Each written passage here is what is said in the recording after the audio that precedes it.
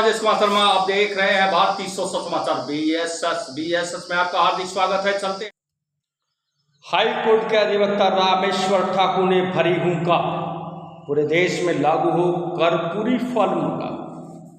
जी आप सुन रहे हैं महापद्मनाथ की धरती अर्थात बिहार प्रांत के सिवान से EBC अर्थात अति पिछड़ों मजलूमों असहायों के मसीहा जननायक कर्पूरी ठाकुर ने जो देश को समृद्ध और गौरवशाली सशक्त भारत का जो सपना का रेखा खींचा था, उसे माननीय रामेश्वर ठाकुर और उनके साथी ने संविधान के तहत पूर्ण रूपेण लागू करने का किया आह्वान।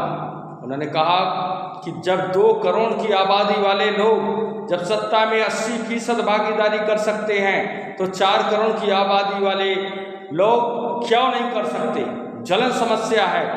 संसद और सदन से गुहार है कि धारा 340 लागू करें, जिससे अति पिछड़ों को सामाजिक और राजनीतिक भागीदारी कर गांव से सदन तक पहुंचाने का कार्य किया जाए। नहीं, मेरे लिए कानून में संशोधन होगा कि नहीं होगा।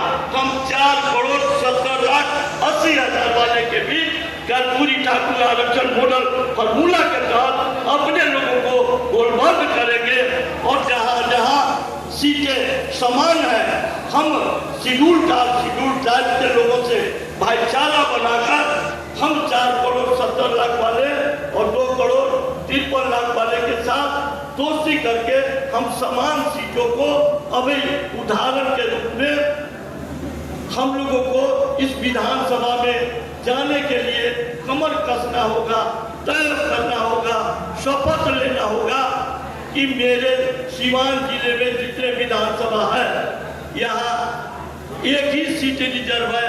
बगल में भोरे है, गोपालगंज जिला में उधर मशरक है।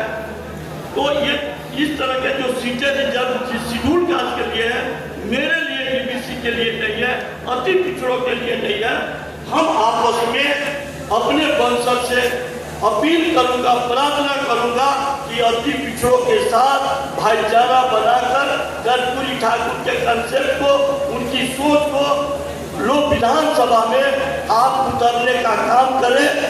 अब से महानायक 1952 से लेकर 17 फरवरी 1988 तक जो जीवन का जो संघर्ष किए, आखिर वो किसके लिए इतनी अपमान झेलने का काम किए, ये डिसाइड आप लोगों को करनी है। क्योंकि वो महापुरुष किस रूप में आज जो संघर्ष है, उसमें आप एक नारी वंशज के लोगों के लिए उन्होंने किस ढंग से संविधान में पिरोने का काम किया कि आज हम चंपारण के रहने वाले हैं। ये पूर्वी चंपारण ढाका ब्लॉक पड़ता है। मैं जननायक कर्पूरी ठाकुर के निवास पर रहकर पढ़ाई लिखाई किया। उसमें जननायक जी से मैंने सवाल किया था कि मैं प्रोफेसर बनूंगा तो मुझे पैसा मिलेगा, तो मैं राजनीति कर पाऊंगा।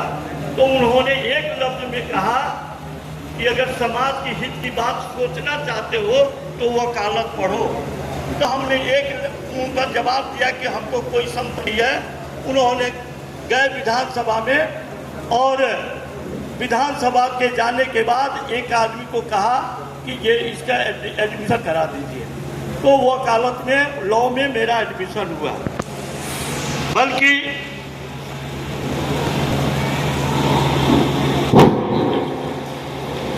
इसको काट दीजिए। बल्कि एडमिशन के बाद जब वो सुबह और शाम विधानसभा के परिसर में मौन उठते थे तो कहते थे कि तैयार हो जाओ। बस इतने कहने के बाद हम भी फ्रेश होकर उनके पीछे पीछे लग जाते थे और उन्होंने कहते थे कि क्या कुछ समझ में आता है।